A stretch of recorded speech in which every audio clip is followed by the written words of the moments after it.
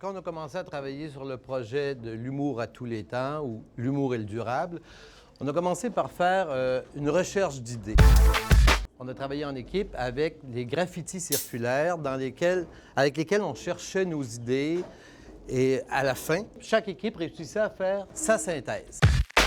On a procédé ensuite à la recherche d'infos à partir des humoristes québécois de la fin du 19e siècle jusqu'à aujourd'hui.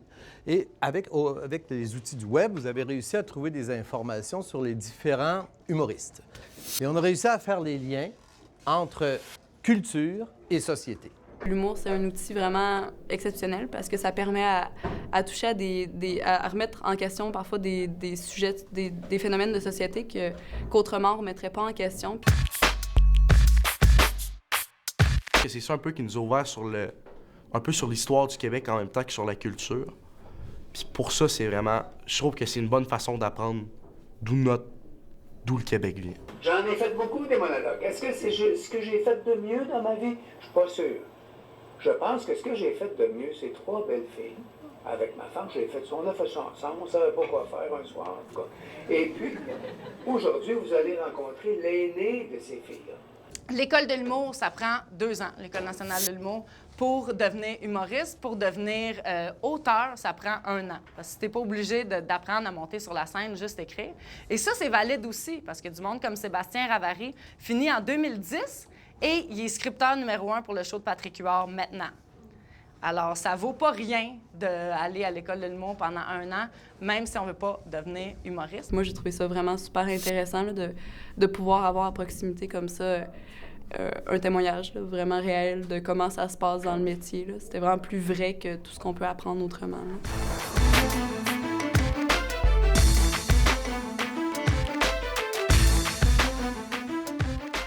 Avec mon ami Sébastien Ravary, on a écrit une réponse comme si j'étais le grand Arlat. Ça, c'était un moment attendu et magique, je dois dire.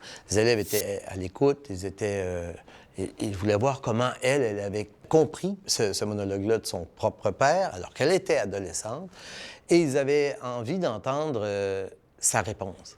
Tu sais, la plupart des jeunes de mon âge, leurs parents sont divorcés. Moi, les miens sont encore ensemble. Puis ils s'aiment encore en plus. Les élèves ont aimé cela. Ça leur a donné une nouvelle façon d'analyser le sujet, puis ça leur a permis de se trouver des portes d'analyse différentes que la simple analyse du texte pur d'Yvon Deschamps. Ben, j'ai dit une chance, mon homme! Une chance que t'as pas demandé à me mettre au monde, parce qu'avec la face que t'as, la réponse aurait été non!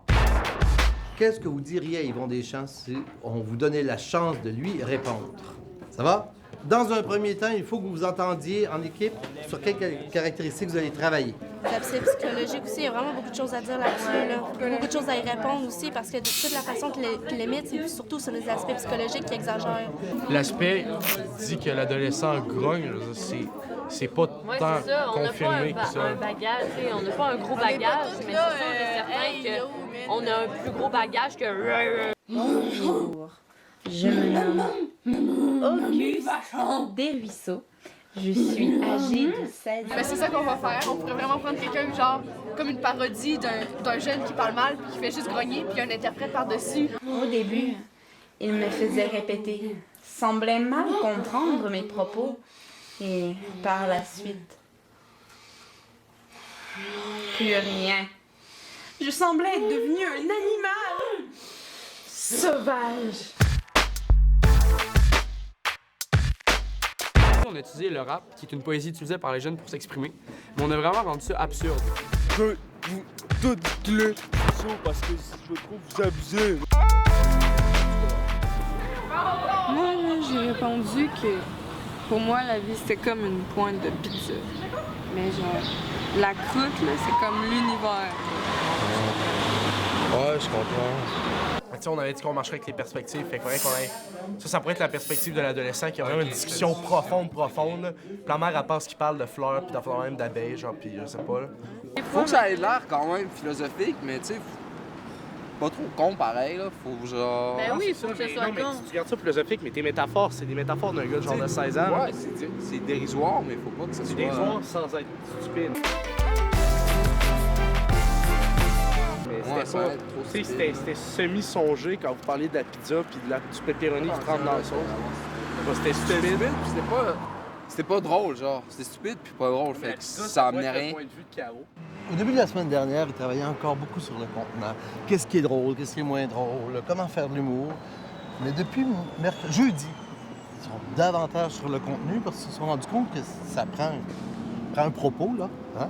Quelque chose à dire là-dedans. On s'est fait amener des méthodes de travail qui étaient vraiment différentes, qui sortaient un peu des zones de confort, mais en même temps, ça nous permettait d'explorer un peu mieux les sujets. J'ai vraiment aimé comme l'ambiance qu'il y avait dans la classe quand on faisait ce projet-là, parce que c'est super différent de ce qu'on fait habituellement. Ça apporte quelque chose de nouveau à l'école, ça apporte une nouvelle façon d'apprendre l'argumentatif.